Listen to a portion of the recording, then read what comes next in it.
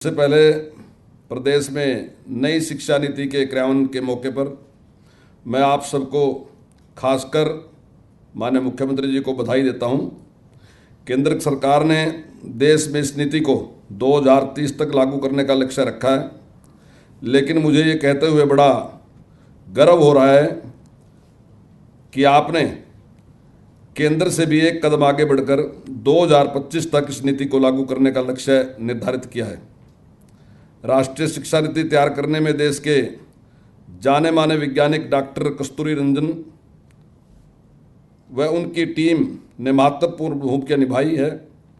इसके लिए वे और उनकी पूरी टीम बधाई की पात्र है। शिक्षा नीति तैयार करने से पहले पंचायती राज संस्थाओं, जनप्रतिनिधियों, शिक्षाविदों तथा अन्य धारकों के सुझावों को शामिल किया गया है।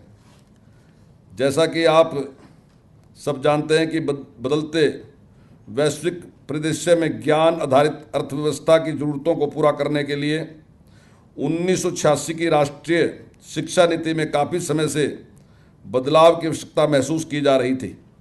भारतीय शिक्षा व्यवस्था की वैश्विक स्तर पर पहुंच सुनिश्चित करने के लिए भी इस नीति में परिवर्तन करना जरूरी था। शिक्षा की गुणवत्ता बढ़ाने, नवाचार व अनुसंधान को बढ़ावा देने के लिए भी नई शिक्षा नीति की आवश्यकता थी। प्रधानमंत्री श्री मोदी जी ने देश को आत्मनिर्भर बनाने का विजन देशवासियों के सामने रखा है। यह नीति इस विजन को पूरा करने में अहम भूमिका निभाएगी। इस शिक्षा नीति से पूरे सिस्टम में आमूल-चूल परिवर्तन की अवधारणा की गई है। इसके तहत थ्योरी की बजाय प्रैक्टिकल पर जोर दिया गया है। इसमें शिक्षा को व्यवहारिक और रोजगारोन्मुखी बनाया जा सकेगा। देश का युवा स्वावलंबी एवं स्वाभिमानी बनेगा और आत्मनिर्भर भारत अभियान को गति मिलेगी। इस नीति का लक्ष्य यह सुनिश्चित करना है कि कोई भी बच्चा अपने जन्म या पृष्ठभूमि से जुड़ी परिस्थितियों के कारण ज्ञान प्राप्त से वंचित ना रहे। इस नीति का उद्देश्य स्कूली शिक्षा के सभी स्तरों पर सबकी एक समान पहुंच सुनिश्चित करना और स्कूल से दूर रहे 2 करोड़ बच्चों को मुख्य धारा में लाना है।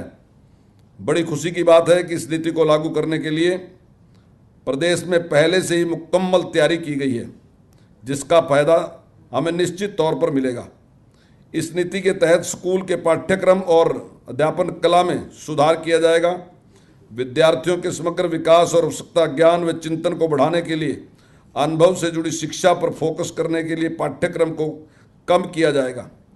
किसी भी विद्यार्थी पर कोई भाषा थोपी नहीं जाएगी और उसके पास अन्य पारंपरिक भाषाओं का भी विकल्प होगा। छात्रों को अपनी मर्जी से कोर्स चुनने और छोड़ने की आज़ादी होगी। अब इंजीनियरिंग की पढ़ाई भी 11 भाषाओं में होगी। इसके अलावा सांकेतिक भाषा को भी नई शिक्षा नीति में जोड़ा गया है। अंत में मुझे पूरा विश्वास है कि नई शिक्षा नीति हमारी आने वाली पीढ़ियों को संस्कारवान बनाने के साथ साथ उन्हें हमारी परंपराओं से भी जोड़े रखने में सक्षम होगी। अच्छी पढ़ाई के लिए हमारे बच्चों को अब विदेश में नहीं जाना पड़ेगा, बल्कि विदेशों से बच्चे यहाँ शिक्षा ग्रहण करने आएंगे और भारत एक बार फिर से विश्व गुरु के अपने गौरव को हासिल करेगा।